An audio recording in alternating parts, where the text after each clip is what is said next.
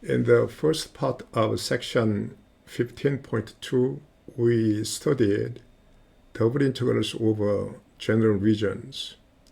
In the second part, we'll consider properties of double integrals and try to solve some extra problems. Double integrals have the same properties as definite integrals of functions of one variable. Look at the proposition. F and G are continuous functions. C is a constant or scalar.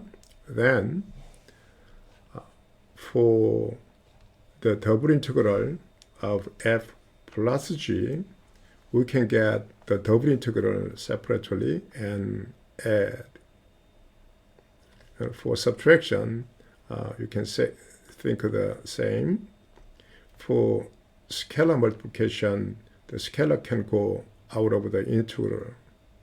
If f is larger than or equal to z, then their integrals have the same inequality.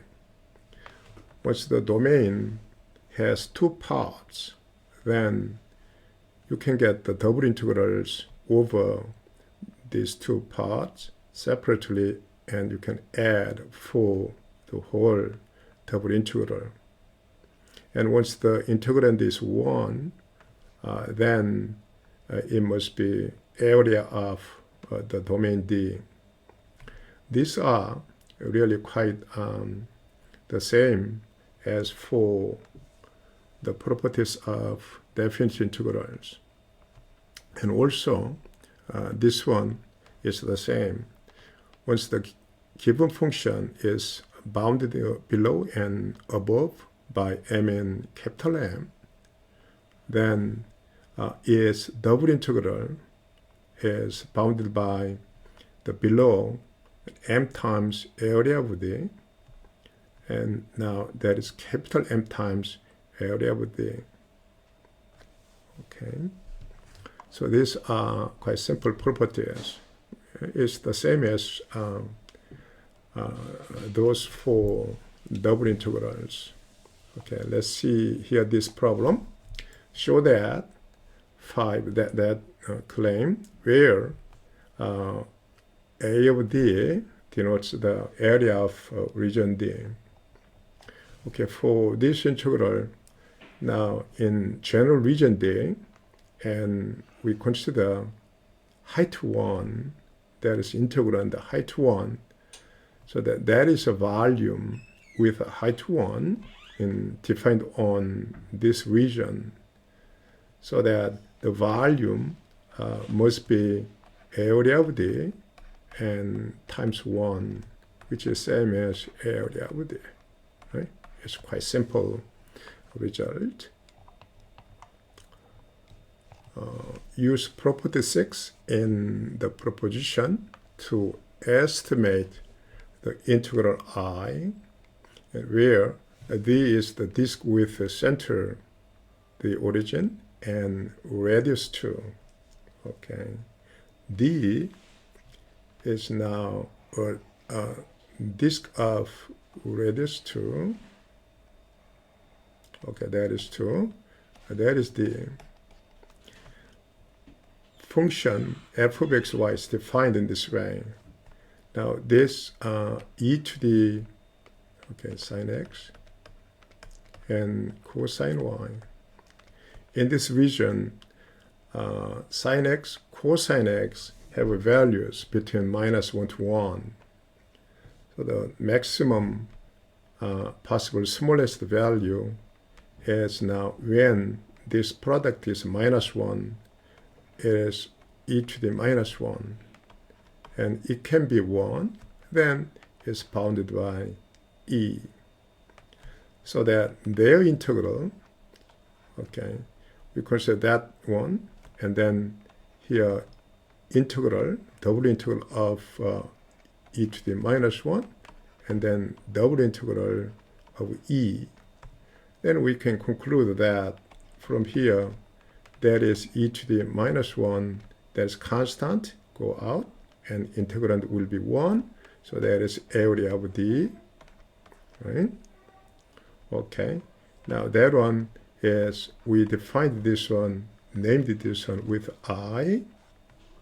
Okay, and then E will go out, E times area of D.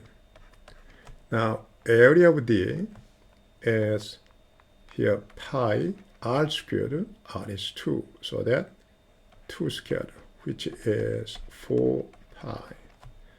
So from here we can get, and that is 4 pi, that's area of D, over E, and I, that is bounded by, now that is 4 pi, so the 4 pi and E, right? Okay. Okay, let's solve some extra problems.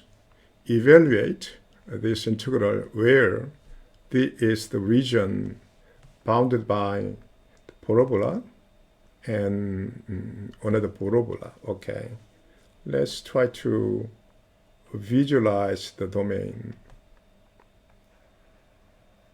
Okay, one is parabola and touching the origin and increasing rapidly like that. That is y equal 2x squared. Now for that one is passing this point 1 and here increasing slowly. Okay, like that. That is now y equal 1 plus x squared.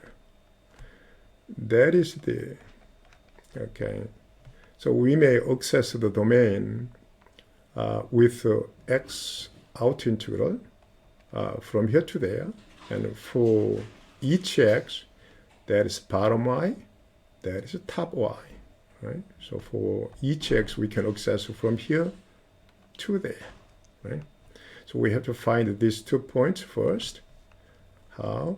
We just set it equal, then that is 2x squared equals 1 plus x squared.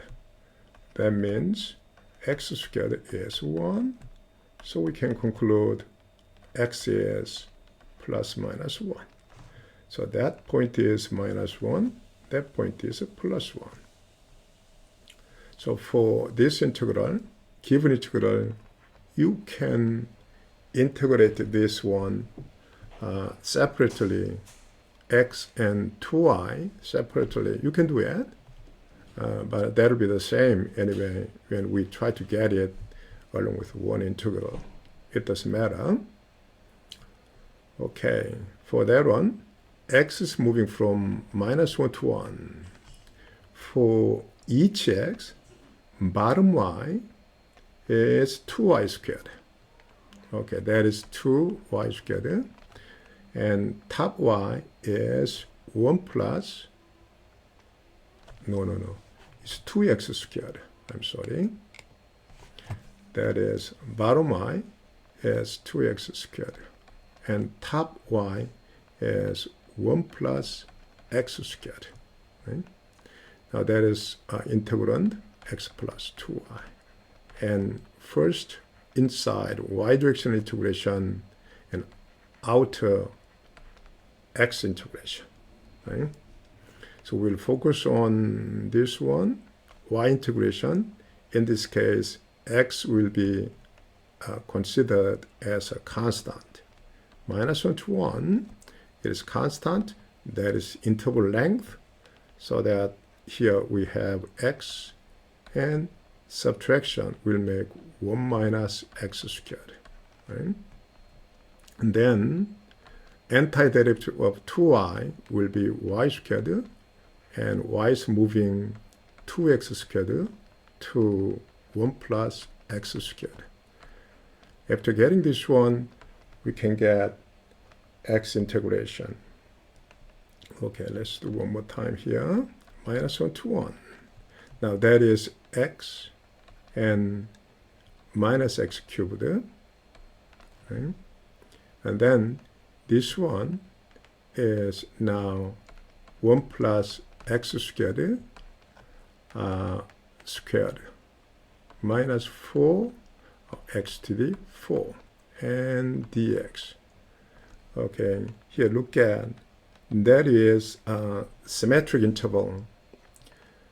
So if you try to integrate this portion, that'll be 0 because it's an odd function. And that'll be again 0, right? Now, so that from these two, you have to get it. Now, the integrand will be minus 1 to 1. Okay. That is, we have x to the 4 from here, and minus 4, so minus 3 x to the 4. For x squared, we have 2x squared. And constant term, we have 1. Now from here, you can get the integral quite easily. You can evaluate. And this is a symmetric, so that you can get this one in this way. It twice up from 0 to 1, because this is even function, so that you can get and the same integrand and dx. You can use this formula also. But anyway, if you finish the computation, then you will get this answer. Okay. Okay, here we have problem. Now, this integral requires y-directional integration first. But for this function, sine y squared, you didn't learn how to get it so far. So you cannot get this integral. However, if you change the order of integration, then you can get it. Now, let's see the domain. Okay, first you have to visualize the domain. Okay, region. Now, x is moving from 0 to 1. So in x direction, as 0 to 1, that is a range of x from here to there. Now, this lower bound, upper bound means that y is from x to 1, right? So y equal x and y equal 1. So from here, we have to consider y equal x and y equal 1. And y will be between y equal x and y equal 1. So let's try to make y equal x. That is y equals x. And then y equals 1, that is y equals 1. And for each x, y value is from here to there. That means the region is this one. Right? In this way, you can find the region. Now, this one is accessing the domain vertically. Now, let's try to access domain horizontally. Now, so that the given integral is now from 0 to 1. Y is moving from 0 to 1. So outer integral will be in y direction. Now, how about x direction? X direction for each y is moving from 0 to here, right? So there is a 0 to, that this is the bottom x and top x. Top x is y, right? X is y. Y equal x means x is y, right? Okay, and then that is the same integrand, and inner integration is in x direction, right? Okay, now once you try to get x direction integration, then that'll be a constant, so that you can get it quite easily from 0 to 1 integration. And this inner one is now this integrand times the length. So that y times sine and y squared. That is the integral and dy. Okay. Okay, now you can get antiderivative for that one. Okay, major part will be cosine y squared. Okay, that is cosine and y squared along with some coefficient. Right? To find this coefficient, let's try to get derivative for this portion. We try to get derivative, then that will be minus sine and y squared, and here 2y will come out. And first we make derivative with respect to y squared, then that will be minus sine y squared, and then derivative of 2y, y squared will be 2y. Now compare this one and that one, then it is minus 2 extra. So the 2 eliminate minus 2, we have to put here 1 over minus 2.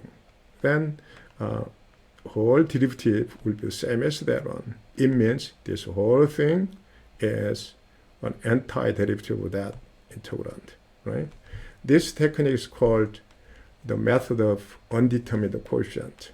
Okay, now from 0 to 1, evaluation. Okay, then that is half, and once it's 0, then that is 1. Cosine 0 is 1. Once y is 1, then this is cosine 1. So that will be the final answer. Now evaluate the integral of that by reverting the order of integration. For that one, if you try to get x integration, then now that is, form is e to the y is considered as constant, so that form of a over x. Now you didn't learn how to get the integral for this function. Okay, so we may try to revert to the order of integration. We have to visualize the domain. Okay. Now y is moving in outer integral from 0 to 2. That is 2. From 0 to 2. And that means x is from y over 2 to 1. Okay, we rewrite this one. That is y. Okay, x is y over 2 is same as y is 2x. And here now x is 1, right? So it looks like x is 1, that one. And if we make this one, then this line, okay, that line is y equal 2x.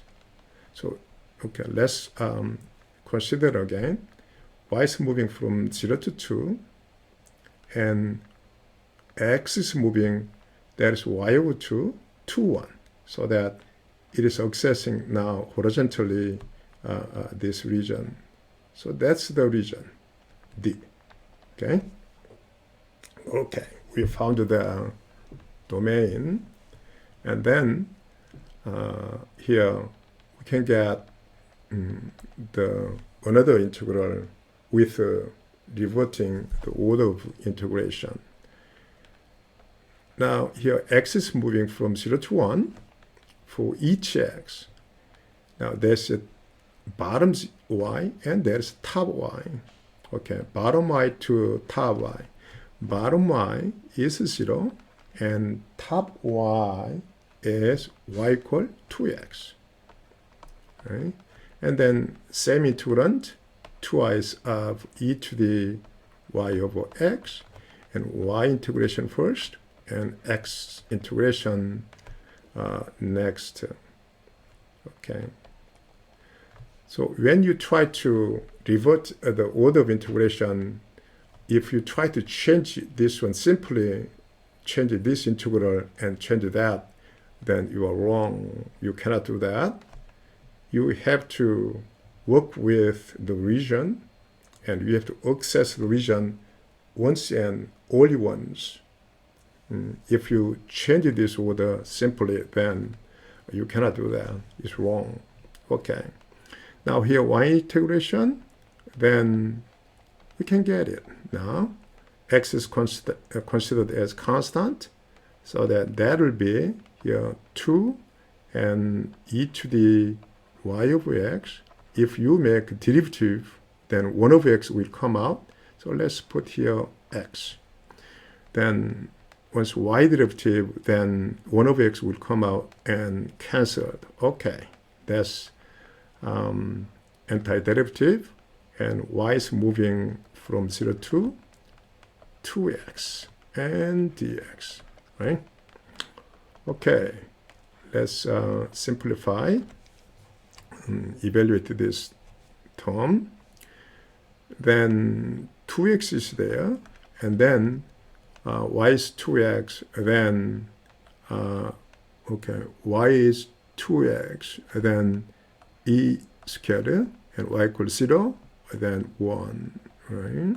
Okay, now dx, okay, 2, okay, this one is constant, and then e squared minus 1 is constant, and antiderivative of 2x is x squared, and from 0 to 1, so that will be 1, so that the final answer must be e squared minus 1. That's the final answer. Okay. Okay, that's the end of section. Thank you.